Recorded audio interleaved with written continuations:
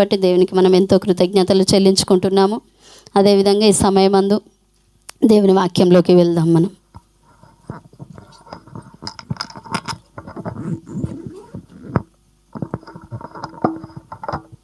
ఆదికాండము 2వ అధ్యాయము 18వ వచనం.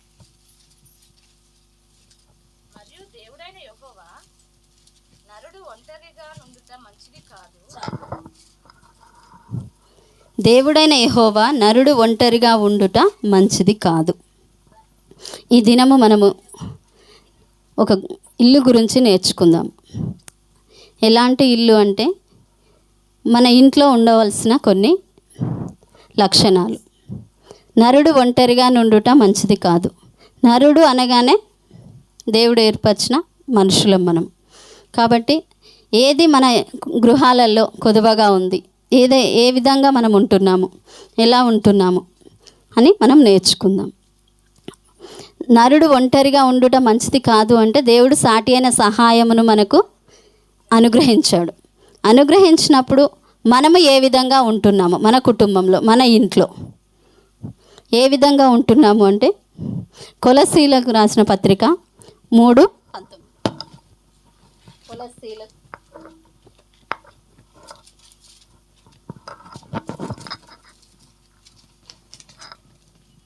3:13.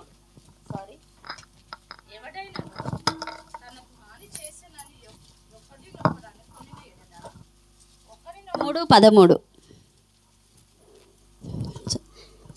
ఒకరినొకరు చదవండి. ఎవడైనను తనకు హాని చేసెనని అనుకొనిన ఎడల ఒకరినొకడు సహించుచు ఒకరినొకరు క్షమించు. ఓకే, ఇక్కడ క్షమించుడు అనే పదము మనము నేర్చుకుందాం. ఒకరినొకరు క్షమించే విధంగా మనం ఉండాలి. మన ఇంట్లో మనము క్షమించే వారిగా ఉండాలి. మన ఇంట్లో మనము మన భర్త, భార్య, పిల్లలము, మన అత్త, మామ అందరం ఒక గృహముగా ఉంటాము.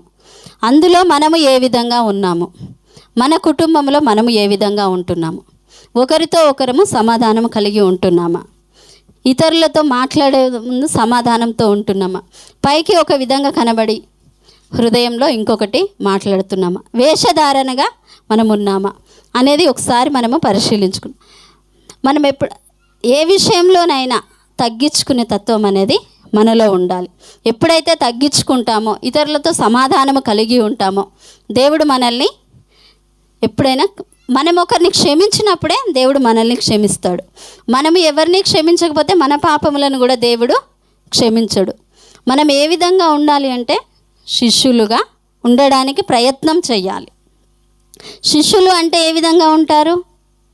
మనం ఒక దగ్గర పనికి వెళ్తున్నాం. పనికి వెళ్ళినప్పుడు తన యజమానుడు పని చెప్తాడు. పని చెప్పగానే మనం ఏం చేస్తాం? కంపల్సరీ తన మాట వింటాము. ఒకవేళ వినలేదనుకో, ఆ సమయంలో యజమాని ఇంకొక రోజు మనల్ని పిలుస్తాడా? పిలువడు. కాబట్టి మనము ఎవరైతే మనం బయట పనికి వెళ్తేనే వారు చెప్పిన విధంగా వింటాము, వారు ఏది చెప్పినా చేస్తాము ఆ సమయంలో. అదే మన కుటుంబంలో, మన వాళ్ళతో, మన ఇంట్లో ఉన్న వారితో మనం ఏ విధంగా ఉంటున్నాం, మన వారిని మనము క్షమిస్తున్నామా, వారితో మనం సమాధానంగా ఉంటున్నామా, మన గృహం ఏ విధంగా ఉండాలి, మనం ఏ విధంగా ఉండాలి అంటే క్షమించేవారిగా ఉండాలి. ఇతరులను మనము క్షమించేవారిగా ఉండాలి. అప్పుడే దేవుడు మనల్ని క్షమిస్తాడు. ప్రతి విషయంలో కూడా దేవుడు క్షమిస్తాడు. నన్ను ఎవరు క్షమించొద్దు, నేను ఎవరిని క్షమించను అంటే మనం అపవాది సంబంధులం అవుతాం. అపవాది క్రియలు చేయాలి అనుకున్నప్పుడు ఎవరిని క్షమించలేము. ఎందుకంటే మన ఆలోచనలో అపవాది ఉంది. మనం చేసే ప్రతి పనిలో కూడా అపవాది ఉన్నప్పుడు మన క్షమాపణ అనేది దొరకదు. ఇతరులను మనం క్షమించము. ఎప్పుడైతే మనం క్షమించగలుగుతామో అప్పుడే దేవుడు మనల్ని కూడా క్షమిస్తాడు. మనం బలహీన మనసు గలవారై బలహీనంగా ఉంటాం. మన మనసు ఎలాంటిది? బలహీనులము. మనం బలహీన మనసు గలవారట పగను పెంచుకుంటారంట. అంటే ఒకరు ఎవరైనా మనతో మాట్లాడితే ఏదైనా ఒకటి అనుకోకుండా మాట, అనరాని మాట అదుపు తప్పి అన్నా కానీ ఆ మాటను మనం ఏ విధంగా అంటే వారు అన్నది కొంచెమే కావచ్చు, కానీ మనం ఒకరి ద్వారా ఇంకొకరికి చెప్పుకుంటూ అధికంగా దాన్ని ఆలోచిస్తూ ఉంటాం. ఆలోచించి వారి గురించి ఎక్కువ ఆలోచన చేసి వారి మీద అసూయగా పుట్టించుకుంటాం. ఆ అసూయ అనేది ఏమవుతుంది, రోజు రోజు దినదినము పగగా మార్చబడుతుంది. ఎప్పుడైతే దేవునిలో బలహీనంగా ఉంటామో మన హృదయంలో పగను మనము పెంచుకుంటాము. అదేవిధంగా బలమైన మనసు గలవారై ఉంటే మనుషులను మనము క్షమిస్తామంట. ఎప్పుడైతే దేవునిలో ఉండి బలంగా ఉండి దేవుని వాక్యానుసారంగా మనం జీవిస్తూ ఉంటామో అప్పుడు ఇతరులను మనము క్షమించగలుగుతాము. తెలివైన మనసు గలవారైతే ఏమిస్తాను, అసలు వారు అన్న మాటలు కూడా పట్టించుకోరు. ఎందుకంటే దేవుడు చూసుకుంటాడు. వారు నాతో కొన్నిసార్లు మనమే అనుకుంటాం, ఎవరు ఎన్నో విధాలుగా మాట్లాడుతూ ఉంటారు. మాట్లాడిన మాటలన్నీ పట్టించుకుంటే అసలు మనం ఉండగలుగుతామా? ఎన్నో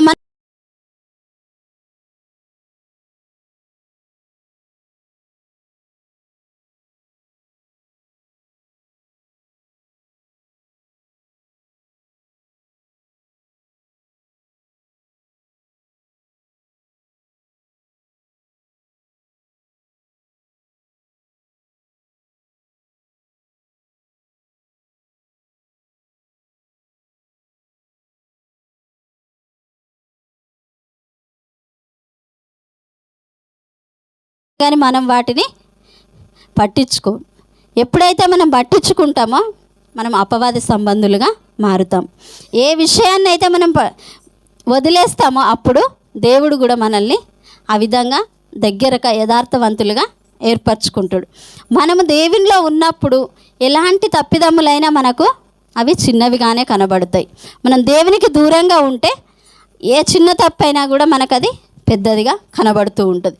ఆ విధంగా మనం ప్రతిసారి కూడా ఒకరిని క్షమించేవారిగా ఉండాలి. మన కుటుంబంలో మనము క్షమించేవారిగా ఉండాలి.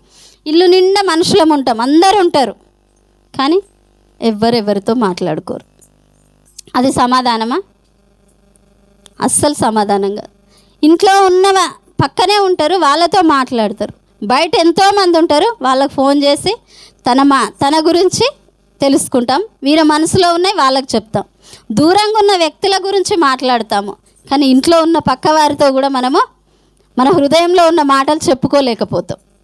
ఎందుకంటే వారితో మనకు సమాధానం లేదు, క్షమించే హృదయం అస్సలే లేదు. కాబట్టి ఒకవేళ వారితో నువ్వు సమాధానం కలిగి ఉన్నట్లయితే, క్షమించే హృదయం కనుక నీకుంటే కంపల్సరీ వారు మాట్లాడకపోయినా మనము మాట్లాడగలుగుతాము. ఎప్పుడైతే నీ హృదయంలో అపవాది క్రియలు ఉంటాయో, అపవాది నిన్ను శోధించడానికి ప్రయత్నిస్తుందో అప్పుడు మనం ఇతరులను క్షమించలేము. మన కుటుంబంలో సమాధానం లేనప్పుడు బయట మనం ఎన్ని విధాలుగా ఉన్నది వ్యర్థము. ఫస్ట్ మన కుటుంబం వారితో మనము సమాధానము కలిగి ఉండాలి. క్షమించే హృదయము మనలో ఉండాలి. క్షమించే హృదయం ఎప్పుడైతే ఉంటుందో దేవుడు మనల్ని కూడా, ఒకరితో మనం సమాధానము ప్రేమ కలిగి ఉన్నప్పుడే దేవుడు మన విషయంలో కూడా మేలు చేస్తాడు, దేవుడు ఆశీర్వదిస్తాడు. మనకు ఆశీర్వాదం రావాలి, నా పిల్లలు బాగుండాలి, నా భర్త బాగుండాలి అంటే ఫస్ట్ మనం బాగుండాలి. ముఖ్యంగా స్త్రీలమైన మనము బాగుండాలి అంటే ప్రార్థించాలి. ఎప్పుడైతే మనం ప్రార్థిస్తామో దేవుడు అప్పుడు మనల్ని ఆశీర్వదిస్తాడు. క్షమించే హృదయాన్ని దేవుడు మనకు అనుగ్రహిస్తాడు. ఇంకొకటి, మన కుటుంబంలో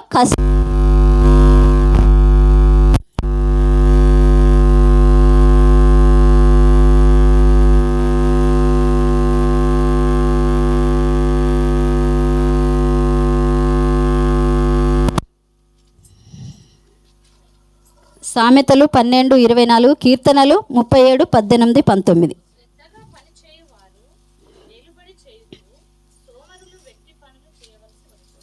చాలు. శ్రద్ధగా పని చేయువారు. మనము చేసే పని ఏదైనా సరే మన కుటుంబం కోసం చేస్తూ ఉంటాం. ఏ పనైనా కొన్నిసార్లు ఇష్టం లేని పనులు చేస్తూ ఉంటాం. అంటే అది పైసల కోసం చేస్తాం. పైసల కోసము అంటే నేను కష్టపడితేనే నా కుటుంబము పోషింపబడుతుంది, కాబట్టి నేను కష్టపడాలి అని కొంతమంది చేస్తూ ఉంటారు. కొంతమంది కష్టమైనా సరే ఆ పని ఇష్టపూర్వకంగా చేస్తూ ఉంటారు. అలాంటప్పుడు దేవుడు ఆశీర్వదిస్తాడు. ఎందుకంటే ఆ పని ఎంత కష్టమైనా సరే నీ కోసం, నీ కుటుంబం కోసం నువ్వు కష్టపడుతున్నావు. శ్రద్ధగా చేసే పని ఏదైనా సరే దేవుడు మనల్ని ఆశీర్వదిస్తాడు. సోమరి వలె ఉండకూడదు. సోమరి ఏ విధంగా ఉంటుంది? ఎప్పుడు చూడు సాకులు చెప్తూ ఉంటారు సోమరులు. ఎందుకు సాకులు చెప్తారు అంటే వాళ్ళు పనులు చెయ్యలేక, ఏదైనా వాళ్ళు ఎప్పుడు పని చేయాలనుకున్నా సాకులు కావాలి వాళ్ళకు. ప్రతి మాటకు సాకు అనేది కావాలి. మందిరానికి రాలేదు ఎందుకు అంటే దానికి ఒకటి సాకు. నువ్వు రావాలి అని శ్రద్ధ పెట్టి నేను ఈరోజు వెళ్ళాలి, సండే మందిరానికి రావాలి కంపల్సరీ అనుకుంటే కొంచెం ముందు లేసి అన్ని పనులు పూర్తి చేసుకొని రాలేమా? కంపల్సరీ వస్తాం. కానీ మనకు శ్రద్ధ లేదు కాబట్టి రాలేకపోతాం. ఒక దగ్గరికి వెళ్ళాలి, నేను పెళ్ళికి వెళ్ళాలి అనుకుంటున్నాం. పెళ్ళికి వెళ్ళాలన్న రోజు ఏదో విధంగా సరే, అది ఏదేమైనా సరే ఫంక్షన్కి వెళ్ళాలన్నప్పుడు పనులు కంప్లీట్గా తొందరగా జరుపుకుంటాం. ఎందుకు? వెళ్ళాలని ఆశపడుతున్నాం కదా, మనకి ఇష్టం ఉంది. అక్కడ ఇష్టంతో శ్రద్ధ పెట్టి వెళ్తున్నాం. కుటుంబంలో అన్ని పనులు చేసుకొని సర్దుకొని ప్రతిదీ కూడా ఆ పెళ్ళి చెప్పిన టైం కంటే ముందే వెళ్ళడానికి కూడా ప్రయత్నం చేస్తాం. అక్కడ వాళ్ళు ఏదేమైనా సరే, ఎందుకంటే మన శ్రద్ధ అట్లుంటుంది. దేవునిలో ఉండడం కంటే ఇతర విషయాల మీద, ఇతర పనుల మీద ఎక్కువగా టైం స్పెండ్ చేయడానికి ప్రయత్నిస్తుంటాం.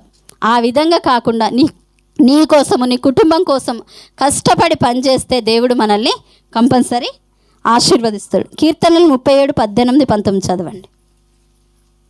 18, 19, 37వ కీర్తన. నిర్దోషుల చర్యలను యెహోవా గుర్తించుచున్నాడు. వారి స్వాస్థ్యము సదాకాలము నిలుచును. ఆపత్కాలమందు వారు సిగ్గునొందరు. కరువు దినములలో వారు తృప్తి పొందుదురు. ఓకే. ఆపత్కాలమందు కూడా వారు ఏం చేస్తారంట? సిగ్గునుంది. అంటే వారు సోమరిగా ఉన్నప్పుడు ఆపద వస్తుంది. ఆపద వచ్చినప్పుడు వారు ఏం చేయగలుగుతారు? ఏమీ చేయలేరు. సోమరి వారికైనా కష్టం వస్తుంది, పని కష్టపడే వారికైనా కష్టాలు వస్తాయి. కానీ సోమరి వారికి కష్టం వచ్చినప్పుడు ఏ విధంగా ఉంటుంది? వారి చేతిలో ఏమీ ఉండవు. ఆ సమయంలో వాళ్ళు ఏం చేస్తారు? ఏమీ చెయ్యలేరు. ఎందుకు అంటే వారు మంచిగా ఉన్నప్పుడు ఏ కష్టము చెయ్యలేదు, ఏ ప్రయత్నం కూడా చెయ్యలేదు. కష్టపడడానికి వాళ్ళు ఇష్టపడలేదు. మంచిగా ఉన్నన్ని రోజులు మంచిగా బ్రతికారు. కానీ ఆపద సమయంలో వారు ఎవ్వరు కూడా ఏమీ చెయ్యలేరు. మళ్ళీ కష్టం ఎక్కడా అని వారు వెతుక్కోవాలి. అలాంటప్పుడు అదేదో ముందే ఆలోచనతో కష్టపడి పనిచేసి తన కుటుంబం కోసం ప్రయాసపడితే దేవుడు వాళ్ళని ఆశీర్వదిస్తాడు కదా. కానీ దేవుడు ఆశీర్వదించాలి అంటే మనము క్షమించే వారిగా ఉండాలి. కష్టపడి పని చేసుకొని మన కుటుంబాన్ని పోషించే విధంగా మనము ఉండాలి.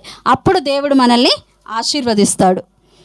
ఇంకొకటి, మనము కలిసి ప్రార్థించాలి. ఎవరితో? కుటుంబము వారితో, మన ఇంటి వారితో కలిసి ప్రార్థించడం నేర్చుకోవాలి. మన ప్రతి ఒక్కరం గృహంలో పొద్దున లేవగానే, ఇప్పుడు ఒక 2-3 నెలల నుండి మనం ఉదయకాల ప్రార్థనలో పాలిభాగస్తులు అవుతున్నాం. కొంతమంది వారు కాకుండా పొద్దున్నే ఉదయకాలంలో ప్రార్థించేవారు ఎవరైనా ఉన్నారా? దేవుడు దీవించును గాకమ్మ. ప్రతి ఒక్కరం కూడా ఉదయకాల ప్రార్థనలో మనము ఏకీభవించాలి. ఫోన్లోనే పాల్గొనాలని నేను అనడం లేదు, కానీ మన కుటుంబంలోనైనా మన పిల్లల కోసం, మన పిల్లలు పడుకోరున్నారు, వారి మీద చేతులుంచి ప్రార్థించండి. దేవుడు కంపల్సరీ మేలు చేస్తాడు. మనకు సాయంత్రము అన్ని పనులైన తర్వాత భోజనం పడుకునే ముందు మన కుటుంబం కలిసి, మన భర్త, భార్య, పిల్లలు కలిసి కాసేపు ఏం చేయకండి, ఒక నలుగురం ఉన్నాం కదా, నలుగురం కలిసి ప్రార్థించు. ఒక్క మాట అందరం ఒకే దగ్గర కూర్చొని ప్రార్థన చేసుకుందామని మీ పిల్లలతో, మీ భర్తతో చెప్పండి. ఎప్పుడైతే కలిసి ప్రార్థిస్తామో మనకు నెమ్మది ఉంటుంది. ఎందుకు నెమ్మది ఉంటుంది అంటే కుటుంబము, నీ పిల్లలు ఆ సమయంలో వాళ్ళు ఏం కావాలో దేవుణ్ణి అడుగుతారు. మా పిల్లలు ప్రతిసారి ఏదైనా పాస్టర్ గారిని అడిగినా, నన్ను అడిగినా ఫస్ట్ ప్రార్థించండి, తర్వాత మేము ఇస్తాము అని చెప్తాం. ప్రార్థించినప్పుడు దేవుడు మనకు ప్రేరేపిస్తాడా లేదా? వాళ్ళు నీకు చెప్పకుండా ప్రార్థనలో దేవా నాకు ఇది కావాలి అని మన పిల్లలు అడిగినప్పుడు మనకు ఆటోమేటిక్గా ఆలోచన వస్తుందా రాదా? మనకు చెప్పడం కంటే ముందు మన పిల్లలు దేవునితో మాట్లాడితే దేవుడు వారికి కంపల్సరీ అనుగ్రహిస్తాడు. అంటే ఆ ప్రార్థన అనేది ఫస్ట్ మనము నేర్పించాలి మన పిల్లలకు. మన కుటుంబంతో కలిసి మనం ప్రతి దినము కూడా కలిసి ప్రార్థించాలి. ఎప్పుడైతే నువ్వు వారి ముందు ప్రార్థిస్తావో, ఒకవేళ వారు లేవలేని పరిస్థితిలో ఉన్నారు ఉదయకాల సమయంలో, నీ ప్రార్థన వారు వింటారా వినరా? ఒక రోజు కాకపోయినా ఒక రోజైనా వారు మన ప్రార్థన కంపల్సరీ వింటారు. మా మమ్మీ నా కోసం ప్రార్థిస్తుంది, నా కోసమే ప్రార్థన చేస్తుంది, ఒకవేళ కొన్నిసార్లు ప్రార్థించలేదనుకో, మన పిల్లలు విన్నారనుకో, పొద్దున్నే లేసి మమ్మీ ఈరోజు నా కోసం నువ్వు ప్రార్థన చేయలేదు కదా అంటారా అనరా? కొన్నిసార్లు మర్చిపోతాం కావచ్చు, అందరి కోసం చేసి మన కుటుంబం వారినే మర్చిపోతాం కావచ్చు. కొన్ని ఐస్ ఉందనుకో, శ్యామల రోజు మార్నింగ్ ప్రేయర్లో ఉంటుంది, ఆమె గురించి ప్రార్థన చేయకపోతే పొద్దున అడుగుద్దా లేదా? కంపల్సరీ అడుగుద్ది, మా మమ్మీ ఈరోజు నా కోసం ప్రార్థన చేయలేదు. ఆమె అడగడమే కాదు, మేము కలిస్తే మాతో కూడా చెప్పుద్దామా, మా మమ్మీ నా కోసం ప్రార్థన చేయలే, మా అక్క కోసం ప్రార్థన చేసింది. అంటే అక్కడ మన పిల్లలు మనం చేసే ప్రతిదీ కూడా గమనిస్తుంది. అది మనం ఫస్ట్ గుర్తెరగాలి. మనం ఏది చేసినా, ఏమి మాట్లాడినా, ఏది చేసినా కానీ మన పిల్లలు మనం గమనిస్తూ ఉంటారు. మనం మాట్లాడే విధానము మార్చుకోవాలి. మన పిల్లల ముందు మనం ఇష్టానుసారంగా ఎప్పుడు మాట్లాడొద్దు. మనం ఏదైతే మాట్లాడతామో మన పిల్లలు కంపల్సరీ వాటిని ఆచరిస్తూ ఉంటారు. కాబట్టి మన పిల్లల ముందు బహు జాగ్రత్తగా మనం మాట్లాడుకోవాలి. ఒకవేళ నీకు అంత అవసరం ఏదైనా ఉండొచ్చు, ఎలాంటి పరిస్థితి అయినా ఉండొచ్చు, కానీ అది భార్యాభర్తలు ఉన్నప్పుడు మీరు మాత్రమే వాటిని ఆలోచన కలిగి మాట్లాడుకోవాలి. ఇష్టానుసారంగా పిల్లల ముందు ప్రవర్తిస్తే పిల్లలు అదే విధంగా నేర్చుకుంటారు. మన పిల్లలు మంచిగా ఉండాలి అంటే కలిసి మనము ప్రార్థించడం నేర్చుకోవాలి. ఎప్పుడైతే కలిసి ప్రార్థిస్తామో మన సమస్యలు, మన ఇరుకులైన ఇబ్బందులైన ఏవైనా దేవుడు తీసివేస్తాడు. సమాధానంతో మన సమస్యలను పరిష్కరిస్తాడు. అప్పుడు దేవుడు మనకు వచ్చే ఆశీర్వాదాలు అధికముగా ఇస్తాడు. ఇంకొకటి ఏంటి అంటే సంతృప్తి కలిగి ఉండాలి. మన కుటుంబంలో మనం సంతృప్తి, ఏ విషయంలోనైనా సరే తృప్తి కలిగి జీవించాలి. ఏదైనా సరే అది తృప్తి అంటే కొన్నిసార్లు మనము ఇంట్లో కొన్ని వస్తువులు ఉండొచ్చు, ఉండకపోవచ్చు, కానీ మనకి ఎన్ని ఉన్నా కానీ కొన్నిసార్లు నెమ్మది ఉండదు. ఎందుకు? ఇంకా ఏదో కావాలి, ఇంకా ఏదో చెయ్యాలి నేను అని మనకు ఆశలు ఉంటాయి, చాలా ఉంటాయి. కొన్నిసార్లు అవి ఆశలు ఉండొచ్చు, కానీ మన దగ్గర సంపద లేకపోవచ్చు. అలాంటి సమయంలో మనం ఏ విధంగా ఉండాలి? ఉన్న దాంట్లో తృప్తిగా ఉండడానికి ప్రయత్నం చేయాలి. ఎప్పుడైతే తృప్తిగా ఏది ఉంటే అది, ఇది చాలు, ఈ పాటికి ఈనాడుది ఇది నాకు చాలు, దేవుడు నన్ను ఈరోజు ఇంతే ఆశీర్వదించాడు, దీంట్లో నేను తృప్తి పడతా అని అనుకోవాలి. అంతేగాని నాకు లేని కోరికలు, ఆశలు మనం కోరుకుంటే దేవుడు ఆశీర్వదిస్తాడా? ఆల్రెడీ మనకు అన్నీ ఉన్నాయి ఇంట్లో, అయినా కానీ ఇంకా కావాలి అన్న ఆశ మాత్రం, ముఖ్యంగా స్త్రీలమైన మనకు అన్ని ఆశలు ఉంటాయి, కోరికలు ఉంటాయి, కానీ వాటన్నిటిని కూడా మనం సర్దుకుంటూ పోయి వాటిలో తృప్తి పడి సంతృప్తిగా ఎప్పుడైతే జీవిస్తామో మన కుటుంబము ఆశీర్వదింపబడతాయి. మనము, మన పిల్లలు ఆరోగ్యంగా ఉంటారు. ప్రతి విషయంలో కూడా మనము ప్రార్థించే వారిగా ఉండాలి. ప్రార్థించే వారిగా ఉన్నప్పుడు దేవుడు సర్వము కూడా మనకు సమకూరుస్తాడు. ఆ సమకూర్చినప్పుడు మనం వాటికి కృతజ్ఞత కలిగి జీవించాలి. ఎప్పుడైతే కృతజ్ఞత కలిగి మనం జీవిస్తామో దేవుడు కూడా మనల్ని అదే విధంగా చూస్తాడు. మనం ఏది విత్తుతామో అదే కోస్తాం. కాబట్టి మనం విత్తే ముందు ఏ విధంగా ఉంటున్నాం, ఎలా ఉంటున్నాం, మన కుటుంబము మనము ఏంటి, మన పరిస్థితి ఏంది, మన కుటుంబం వారితో మనం సమాధానం కలిగి ఉంటున్నామా, క్షమించే వారిగా ఉంటున్నామా, కలిసి ప్రార్థిస్తున్నామా, కలిసి కష్టపడి పనిచేస్తున్నామా, తృప్తి కలిగి ఉంటున్నామా, ఈ 4 మనలో ఉండాలి కంపల్సరీ. ఎప్పుడైతే మన జీవితంలో, మన కుటుంబంలో ఈ 4 కలిగి ఉంటామో అప్పుడు దేవుడు మనల్ని ఆశీర్వదిస్తాడు.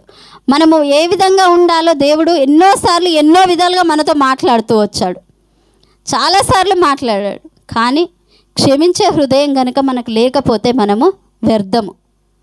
దేవుడే మనల్ని క్షమించాడు. మనం ఎన్నో తప్పులు చేస్తాం, తెలిసి తెలియక చాలా తప్పులు చేస్తాం, కానీ వారిని క్షమించడానికి, పశ్చాత్తాపడడానికి మనకు కొన్నిసార్లు మనసు అనేది ఒప్పుకోదు. కానీ మనం ఉదయకాల సమయంలో లేచి దేవుని పాదాల యొద్ద మొరపెట్టినట్లయితే దేవుడు మనల్ని క్షమిస్తున్నాడు. దేవుడు క్షమించినప్పుడు మనం ఏ పాటి వారిమి?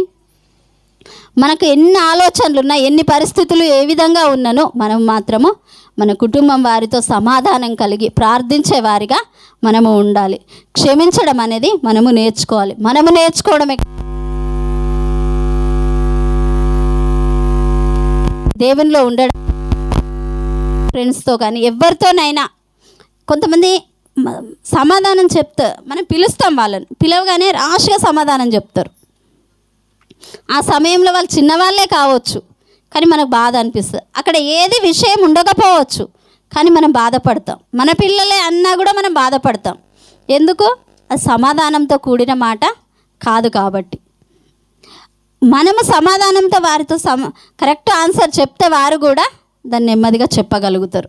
వారు ఏ విధంగా ఉన్నారో మనము కూడా అదే విధంగా సమాధానం చెప్తే వారికి పిల్లలకు కోపం రేపిన వారిమవుతాం.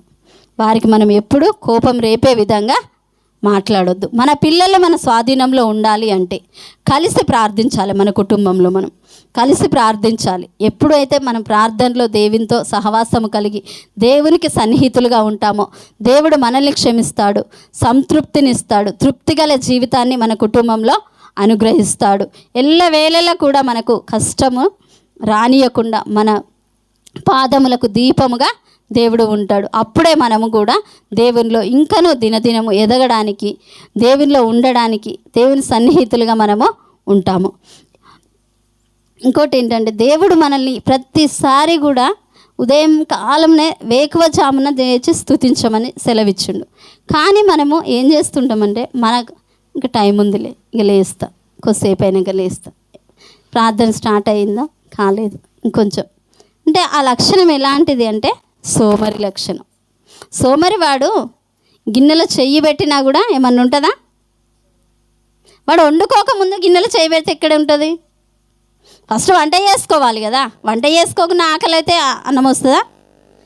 వాడు కష్టపడాడు, కానీ ఆశించడం, అతిక ఆశ అనేది వారికి ఉంటుంది. మనము ఆ విధంగా ఉండొద్దు.